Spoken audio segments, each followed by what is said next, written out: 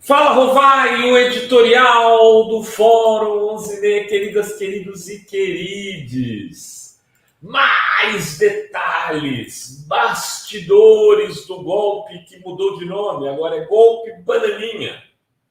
Até a gente já apelidou de tantos nomes dessa tentativa de golpe do Bolsonaro, que começa na derrota para o Lula no final de outubro. E eles tentam implantar, no final de outubro, não, no final de novembro, né? Foi no segundo turno. No segundo turno, que eles tentam implantar uma narrativa de que haveria no país uma fraude eleitoral que teria ajudado a eleger Lula, que havia ali um núcleo de poder no TSE que conspirou e mudou nas urnas eletrônicas a votação dos dois candidatos. Eles fizeram um golpe, um decreto do golpe. Aquele Felipe que fazia assim, lembra-se? Processou a fora e perdeu. Que também é da linhagem Bananinha. Esse Felipe, qual que é o sobrenome dele mesmo, Rodrigo? Felipe Martins. Felipe Martins, que está escondido, que sumiu, que a gente não consegue localizar mais para agora reverter o processo e ele pagar as nossas custas. Sumiu, desapareceu, evaporou. Que essa gente não estava operando por acidente. Tinha toda uma estratégia montada, tinha grupos a favor e grupos contra. E a delação do Cid hoje, ela deixa clara exatamente isso. Sabe o que é o mal do Cid? O Cidinho, o filho do Sidão, o general? Pois é, na delação premiada dele, ele dá detalhes de como eles pensavam em fazer o golpe ser sustentável. Como eles iriam sustentar o golpe? De um lado, com o decreto, né? O decreto escrito pelo Felipe Martins, junto com vários juristas, provavelmente, porque não se tratava de um decreto qualquer. Eu entrevistei vários juristas que me disseram que aquele decreto ele tinha um arcabouço jurídico que deveria ter sido escrito a várias mãos, porque eles conseguiam dar detalhes de como se organizaria a República a partir do golpe, né, em conformidade com a Constituição, para dar um ato de legalidade àquele golpe.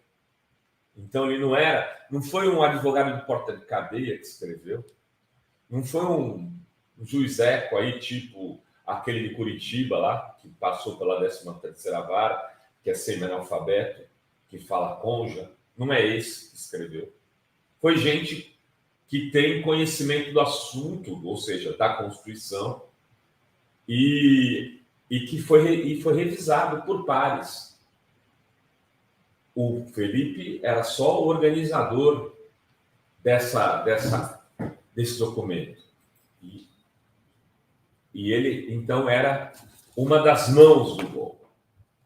Por outro lado, e agora revela Mauro Cid, eles esperavam contar com as Forças Armadas, mas a gente sempre disse aqui, eles não contariam só com as Forças Armadas. Eles estavam dizendo, né, esse grupo mais radical, o grupo Bananinha, vamos chamar assim, esse grupo Bananinha, composto por Eduardo Bolsonaro e Michele, entre outros, esse grupo defendia a seguinte tese: nós temos uma parte das Forças Armadas, elas não vão entrar diretamente, porque o Exército já tinha dito, não vamos entrar agora, isso é perigoso, não podemos entrar, porque não tinha apoio dos Estados Unidos.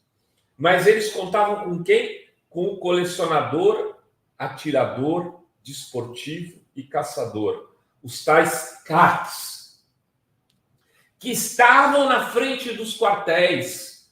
Muitos dos CACs estavam espalhados pelo Brasil, dentro dos quartéis, e quase a totalidade dos CACs são bolsonaristas, eles sabiam disso.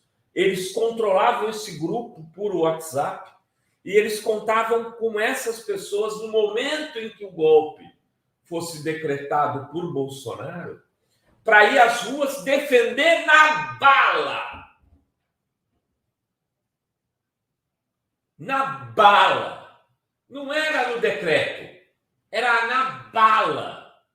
A extensão do governo de Bolsonaro e a dissolução do TSE e a prisão de Alexandre de Moraes, provavelmente a prisão de Lula, provavelmente a prisão de muitos dos que hoje são seus ministros, provavelmente a prisão de muitos dos jornalistas como nós outros.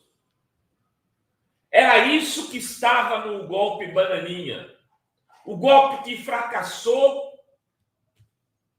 e fracassou por muitos motivos, né? E não por falta de tentativa, mas não por falta de tentativa. E o que o Cid diz hoje?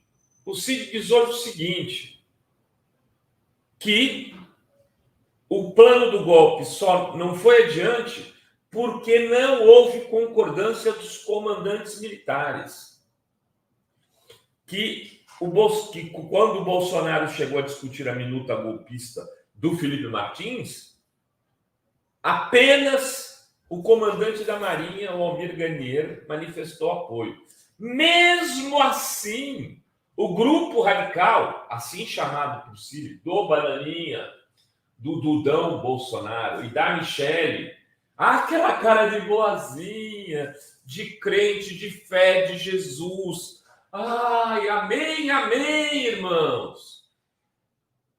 Era que incentivava Bolsonaro a ir para cima. Por outro lado, o Cid disse que havia um grupo político, liderado por gente como Arthur Lira, o novo primeiro-ministro do Brasil, e por Flávio Bolsonaro.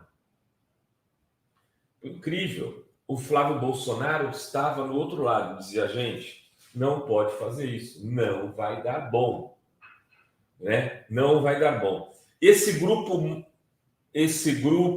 moderado defendia que o Bolsonaro, moderado dentro do que é o radicalismo bolsonarista, evidentemente, que o Bolsonaro assumisse publicamente o resultado das eleições e pedisse para os manifestantes deixarem as ruas, as frentes dos quartéis e voltassem para casa. O Bolsonaro não ouviu esse grupo. O Bolsonaro estava mais próximo do golpe Bananinha. Então, o que ele esperava? Ele esperava obter provas das supostas fraudes, daquela invenção, da narrativa de fraude deles, das urnas eletrônicas. Por isso, tentaram Walter Delgatti, o hacker da Araraquara. Como diz o ministro Edinho Silva aqui ontem, o herói improvável, que na verdade também é um herói sem caráter, porque depois se tenta se vender ao esquema Bolsonaro, a Zambelli, e vai lá e vai mexer nas urnas para tentar, com um grupo de militares, se reuniu com militares para tentar manipular as urnas para provar que havia manipulação. E o Bolsonaro tentou, ainda naquele momento, a partir dessa sua tese de que ele precisava de provas, tentou fazer com que militares fizessem um relatório dizendo houve fraude na eleição. E com esse relatório das fraudes, ele ia para o golpe, mesmo sem o apoio do ministro do comando do Exército e do comando da Aeronáutica. Esse relatório foi até divulgado pelo Ministério da Defesa, mas ele não apontava nenhum indício concreto de irregularidade nas urnas, porque não havia irregularidade nas urnas. Enfim, nós passamos raspando por um golpe. Nós passamos raspando por perder a democracia conquistada a duras penas, lá em 84, 85, com um movimento de milhões nas ruas pelas diretas já e depois com a eleição de Tancredo pelo Colégio Eleitoral. Incluindo a eleição de 89 na consolidação, pela primeira vez, muitas gerações, eu lembro do meu tio Valdemar, foi votar pela primeira vez para presidente da República em 1989, provavelmente quando já tinha mais de 45 anos de idade. Nunca tinha votado, ele sempre falava isso. Muitas gerações ficaram 40, 50 anos sem votar, 50 e poucos anos, sem votar para presidente. Era isso que nos esperava no final desse túnel da tentativa do golpe Bananinha.